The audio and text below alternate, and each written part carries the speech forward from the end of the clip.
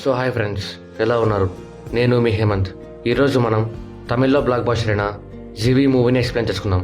So ఇంకా ఏమాత్రం ఆలస్యం చేయకుండా వీడియోలోకి వెళ్ళిపోదాం. శరవణ తనది పొక్కం బట్టి ఏం పని చేయకుండా ఖాళీగా ఉంటాడు. రోజు తన ఫ్రెండ్స్తో కలిసి ఫుల్గా ఎంజాయ్ చేస్తూ ఉంటాడు. శరవణకి చాలా కోపం. ఎవరైనా ఎదిరించి మాట్లాడితే కొట్టకుండా వదిలిపెట్టడు. తను 8th క్లాస్ డిస్కంటిన్యూ, కానీ ప్రాక్టికల్ నాలెడ్జ్ చాలా ఉంటుంది. బుక్స్ చదవడం అంటే చాలా ఇష్టం. అందులో సైకాలజీ బుక్స్ చదివి వాటిని మనుషుల మీద ప్రయోగించడం అంటే చాలా ఇష్టం. శరవణ వాళ్ళ నాన్న శరవణతో, నాకు ఆరోగ్యం సరిగ్గా లేదు, ఇకపై నా ఫ్యామిలీని నువ్వే చూసుకోవాలి అంటాడు. దాంతో శరవణ జాబ్ కోసం చెన్నైకి వస్తాడు. ఎక్కడికి వెళ్ళినా తనకి వాచ్మెన్ జాబ్ తప్ప ఇంకేమీ రాదు. అలా సంవత్సరం గడిచిపోతుంది. శరవణ ఒక జ్యూస్ షాప్లో పని చేస్తూ ఉంటాడు. తన ఫ్రెండ్ మణి అదే షాప్లోనే టీ స్టాల్ నడుపుతూ ఉంటాడు. శరవణ ఆనంది అనే అమ్మాయిని ప్రేమిస్తూ ఉంటాడు. ఆనంది శరవణ షాప్కి ఎదురుగా రీఛార్జ్ షాప్ నడుపుతూ ఉంటుంది. శరవణ ఆనంది ఎక్కడికి వెళ్ళినా తననే ఫాలో అవుతూ ఉంటాడు. ఆనంది శరవణని ఎందుకు ఫాలో అవుతున్నావు అని అడిగేసరికి శరవణ లవ్ చేస్తున్నా అని చెప్పేస్తాడు. ఆనంది కూడా శరవణని లవ్ చేస్తుంది. అలా ఇద్దరు సంతోషంగా ఉంటారు. 2 రోజుల నుంచి ఆనంది షాప్కి వచ్చిండదు. శరవణ ఫోన్ చేసినా ఫోన్ లిఫ్ట్ చేయదు. శరవణ మన ఇద్దరు ఒకే ఇంట్లోనే ఉంటారు. రాత్రి వాళ్ళ ఇంటి ఓనర్ లక్ష్మి శరవణ మనీల దగ్గరికి వచ్చి బీరువా ఇంట్లో పెట్టడానికి హెల్ప్ చేయండి అంటుంది. అందరూ కలిసి బీరువాని ఇంట్లో పెడతారు. లక్ష్మి భర్త పెరాలసిస్తో మంచాన పడింటాడు. తన కూతురు కవిత, తను బ్లైండ్. మరుసటి రోజు ఆనంది షాప్ ఓపెన్ చేస్తుంది. మణి ఆనందిని చూసి వెళ్ళి మాట్లాడిస్తాడు. ఎందుకు 2 రోజుల నుంచి కనపడలేదు అని అడిగితే, నాకు నిన్న ఎంగేజ్మెంట్ అయిందని చెప్తుంది. శరవణ నిన్ను ఎంగేజ్మెంట్ చేసుకోమని ఎవరైనా బలవంతం చేశారా అని అడుగుతాడు. ఆనంది, అలా ఏం లేదు, తను మా బావ, అంతేకాకుండా గవర్నమెంట్ జాబ్ కూడా ఉంది. నువ్వు నేను పెళ్లి చేసుకుంటే నువ్వు ఉన్న పరిస్థితికి నాకు 50 రూపాయల రీఛార్జ్ కూడా చేయించలేవు, అందుకే పెళ్లికి ఒప్పుకున్నా అంటుంది. శరవణ ఏమీ మాట్లాడకుండా వెళ్ళిపోతాడు. శరవణ మన ఇద్దరు లోకల్ బార్కి వెళ్ళి మందు తాగుతారు. శరవణ తాగిన మైకంలో తన బాధని అంతా మణితో షేర్ చేసుకుంటాడు. శరవణ, ఆనంది చెప్పింది కూడా కరెక్టే, మనం మనల్ని చూసుకోలేం, ఇంకా పెళ్ళైతే అంతే, ఇది కూడా ఒక బతుకేనా అని తనని తానే తిట్టుకుంటాడు. ఓనర్ లక్ష్మి బయట వస్తువులు కొనుక్కోవడానికి వెళ్ళింటుంది. ఆటో కోసం ఎదురు చూస్తున్నప్పుడు ఇబ్రహీం తను లక్ష్మి వాళ్ళ ఇంట్లోనే రెంట్కి ఉంటాడు.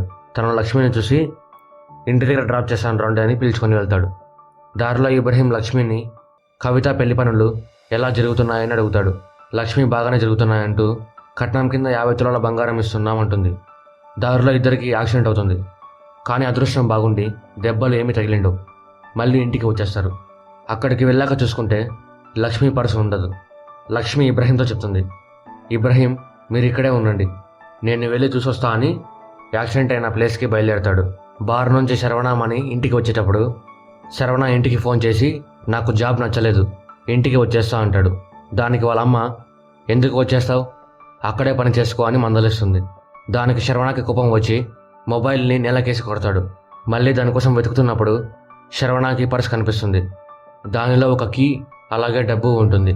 శరవణ దాన్ని జేబులో పెట్టుకుంటాడు. పర్సు దొరికిన విషయం మనీకి తెలీదు. శరవణ మన ఇద్దరు ఇంటికి బయలుదేరతారు. దారిలో వెళ్ళేటప్పుడు వాళ్ళు ఇబ్రహీం అలా వెళ్ళడం చూస్తారు. కానీ ఇబ్రహీం వాళ్ళని చూసిండాడు. వర్షం పడేట్టుగా ఉంటే మనీ టెర్రస్ మీద ఉన్న బట్టలు తీసుకొని రావడానికి వెళ్తాడు. లక్ష్మి మనీ టెర్రస్ మీదకి వెళ్ళడం చూసి, మావే కూడా 2 బట్టలు ఉన్నాయి, తీసుకొనిరా అంటుంది. మనీ బట్టలన్నీ తీసుకొని వస్తాడు. లక్ష్మి భర్త పర్సు పోయింది అని తెలుసుకొని తనని తిడతాడు. ఎందుకంటే దానిలో ఉన్న కీ బీరువాది అని. దానికి లక్ష్మి, మన దగ్గర డూప్లికేట్ కీ ఉంది కదా, ఏమీ కాదులే అంటుంది. మనీ లక్ష్మిని పిలిచి బట్టలు ఇస్తాడు. మనీ వాళ్ళిద్దరూ మాట్లాడుకున్న మాటలు వినింటాడు. రూమ్లోకి వెళ్ళి చూస్తే మనీ తెచ్చిన బట్టల్లో ఇబ్రహీం షర్ట్ కూడా ఒకటి ఉంటుంది. శరవణ ఆ షర్ట్ని చూసి, మళ్ళీ టెర్రస్ మీద వేసి రాపో అని మనీతో చెప్తాడు. మనీ శరవణతో మాట్లాడుతూ మాటల్లో, మన ఓనర్ వాళ్ళది పర్స్ పోయిందంట, దానిలో బీరువా కీస్ కూడా ఉన్నాయంట అని అంటాడు. శరవణ తన దగ్గర ఉన్న పర్సుని కీస్ని మనీకి చూపిస్తాడు. మనీ, ఈ పర్స్ ఓనర్ వాళ్ళదని గ్యారంటీ ఏమీ అని అడుగుతాడు. దానికి శరవణ, ఇది ఖచ్చితంగా ఓనర్ వాళ్ళదే, అందుకే మనం దారిలో వచ్చేటప్పుడు ఇబ్రహీం అలా వెళ్ళాడు అని చెప్తాడు. శరవణ డబ్బుకి ఆశపడి మనీతో మనం ఆ నగల్ని కొట్టేద్దామంటాడు. మనీ భయపడి, వద్దురా, అది రిస్క్తో కూడుకున్న పని అంటాడు.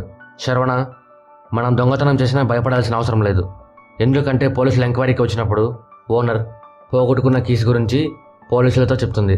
అప్పుడు వాళ్ళు ఇబ్రాహిం మీద డౌట్ పడతారు. మనం దొంగతనం చేసినప్పుడు ఇబ్రాహింకి సంబంధించిన వస్తువులు ప్రూఫ్ కింద వదిలేస్తే మనం సేఫ్, పోలీసులు ఇబ్రాహింని పట్టుకుంటారు అంటూ మనీ తెచ్చిన ఇబ్రాహిం షర్ట్ని శరవణ తీసుకొని షర్ట్ని కొంచెం చించి దాన్ని మళ్ళీ నీట్గా కుట్టి ఆ షర్ట్ని టెర్రస్ మీద వేసిరమ్మని మనీకి ఇస్తాడు.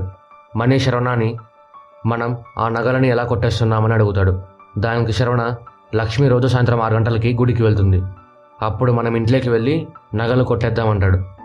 కూతురికి కళ్ళు కనిపించవు, భర్తకి పెరాలసిస్, మనం వాళ్ళని ఈజీగా మోసం చేయొచ్చు అంటాడు. అలాగే దొంగతనం చేసిన తర్వాత బంగారాన్ని బస్ స్టాప్లో ఉన్న క్లాక్ రూమ్లో పెడదామంటాడు. మరుసటి రోజు శరవణ వాళ్ళ అమ్మ శరవణకి ఫోన్ చేసి మీ అక్క వేరే అతనితో లేచిపోయింది, దానికి మీ నాన్నకి హార్ట్ అటాక్ వచ్చింది, త్వరగా రా అని చెప్తుంది. ఇంతలో లక్ష్మి కవిత ఇద్దరు ఇంటి దగ్గరికి వచ్చి గుడిలో పూజ ఉంది రండి అని శరవణని మనీని పిలుస్తుంది. కానీ శరవణ మా నాన్నకి బాగలేదు, ఊరికి వెళ్తున్నా అని చెప్తాడు. దాంతో లక్ష్మి కవిత గుడికి వెళ్ళిపోతారు.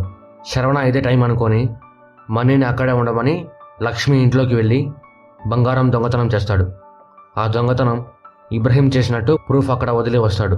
శరవణకి ఫోన్ వస్తే మనీ లిఫ్ట్ చేసి మాట్లాడతాడు.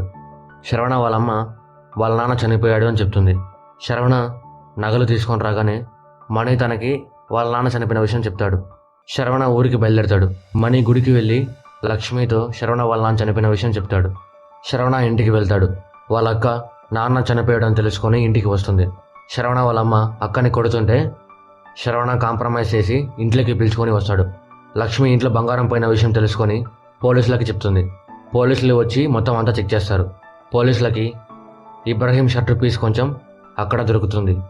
పోలీస్ ఈశ్వర్ ఇబ్రహీం రూమ్ను చెక్ చేస్తే షర్ట్ కనిపిస్తుంది. దాంతో ఈశ్వర్ ఇబ్రహీంని అరెస్ట్ చేస్తాడు.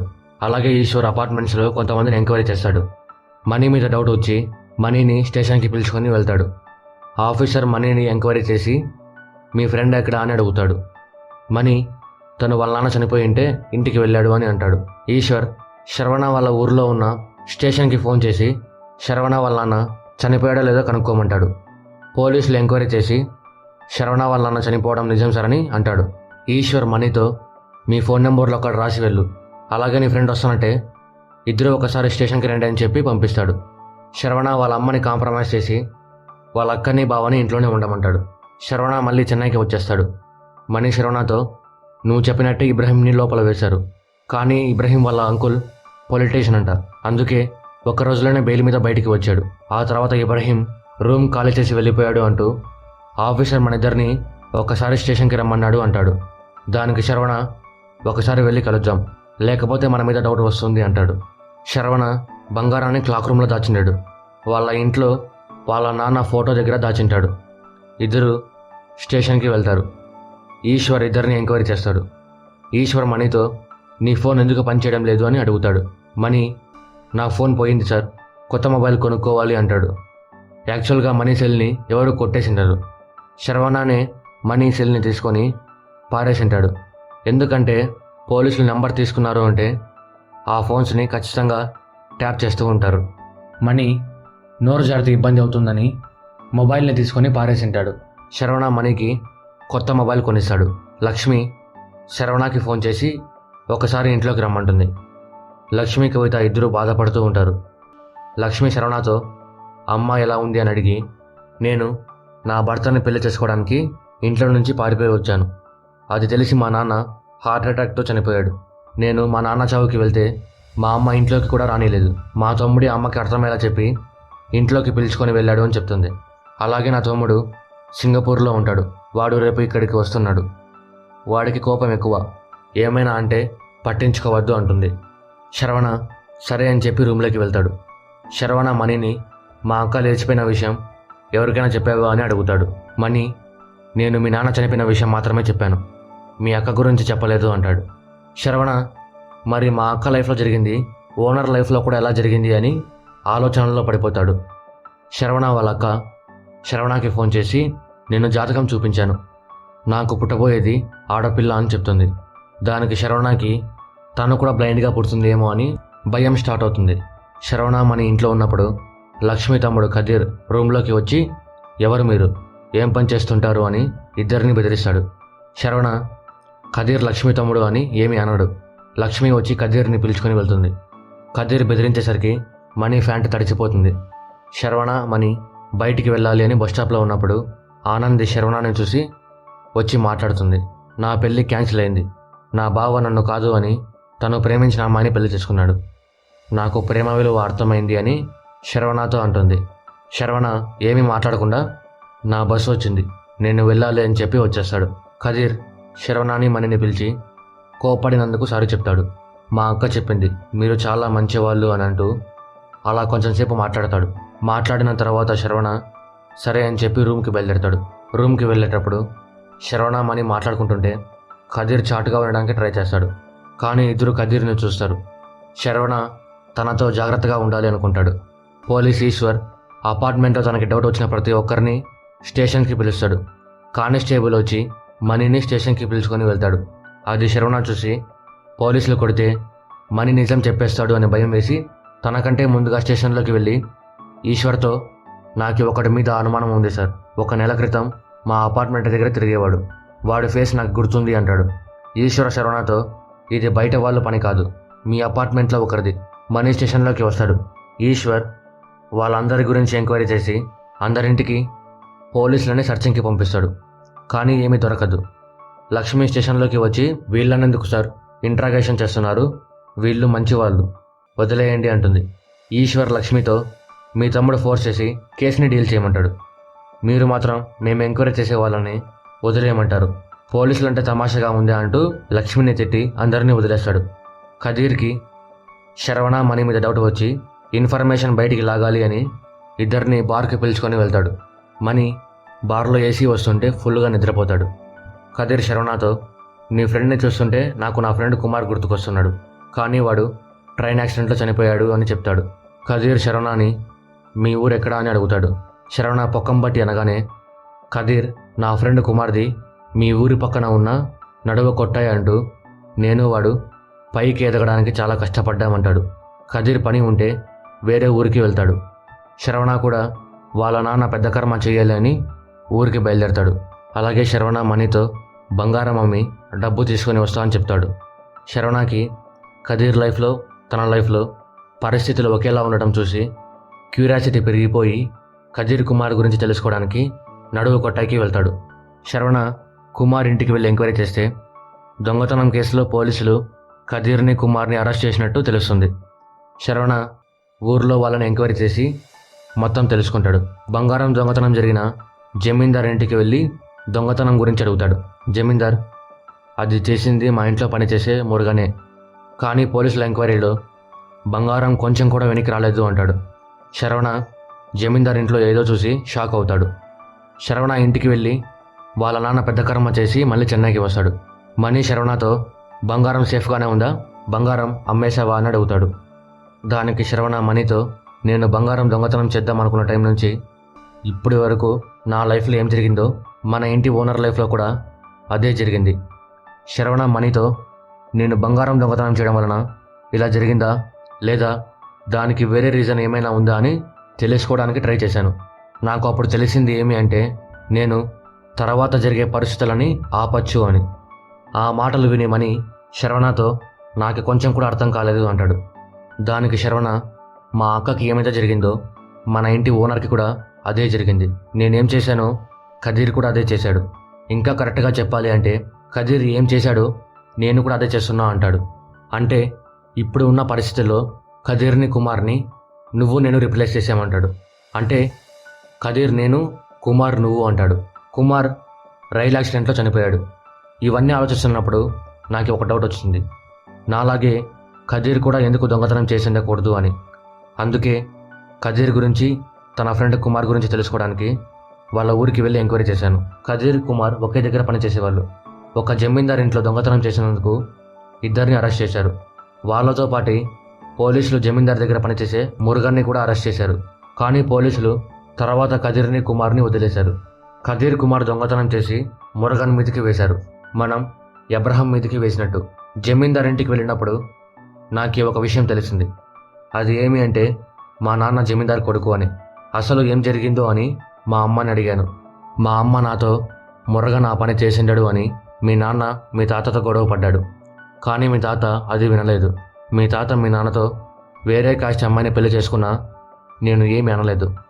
ఇప్పుడు నువ్వు లో క్యాస్ట్ వాళ్ళకి సపోర్ట్ చేస్తున్నావా అంటూ ఇంట్లో నుంచి బయటికి వెళ్ళిపోమన్నాడు అని అంటుంది.